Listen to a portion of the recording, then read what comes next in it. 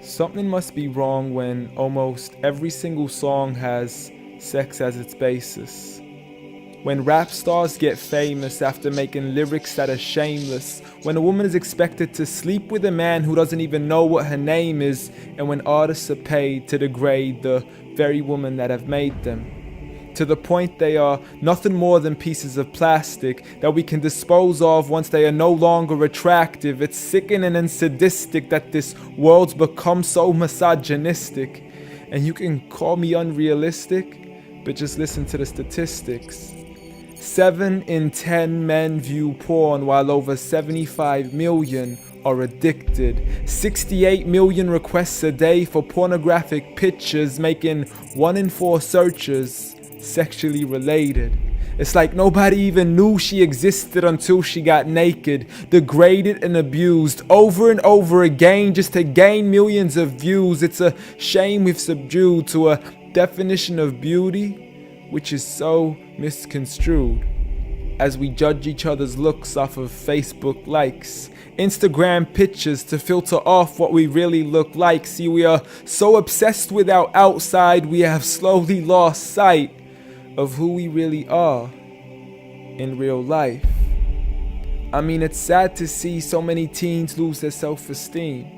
Looking at these magazines thinking they have to look like what they see. Please, you are worth much more than a 2D image on a screen. You are a living, breathing human being. If only you knew what you really mean. Just look into your history books and begin to read of all the girls in the world who were capable to achieve, and you will surely see with certainty females like Fatima al-Fihri, who opened the first ever university, Rufaida al-Islamiyya, the first nurse to perform surgery, and Aisha bint Abi Bakr, the greatest female scholar in eternity. It's a shame you probably haven't even heard of these great female prodigies.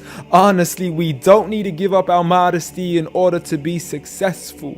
For you are worth much more than a commodity that is sexual. You have so much more potential if only you knew your worth. You could be like the greatest of all women to have walked this earth, like Mary, the mother of Jesus, chosen by Allah to be an example for the believers, a woman who stood strong even when she was abused, falsely accused and ridiculed for things she'd never ever do, so it didn't really matter when there was nobody else beside her, for she knew that God was Ar-Razzaq and her ultimate provider, and she had a trust in Him alone. Just like Asiya, the wife of Fir'aun, a woman who was brave and courageous, stood up for what was right and didn't let anybody change this, a woman who was fearless and laughed in the face of death, for she gave up the riches of this life for a palace in the next.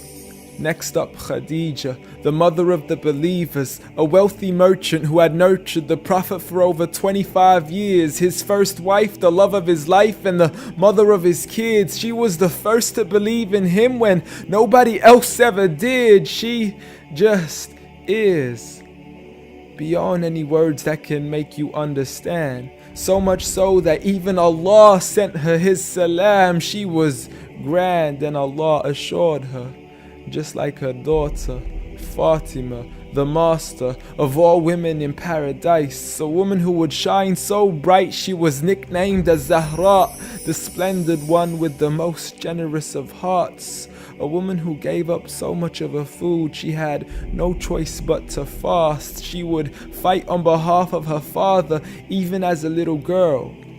And such are the examples of the greatest woman in the entire world. And it had nothing to do with how they looked, but for who they truly were.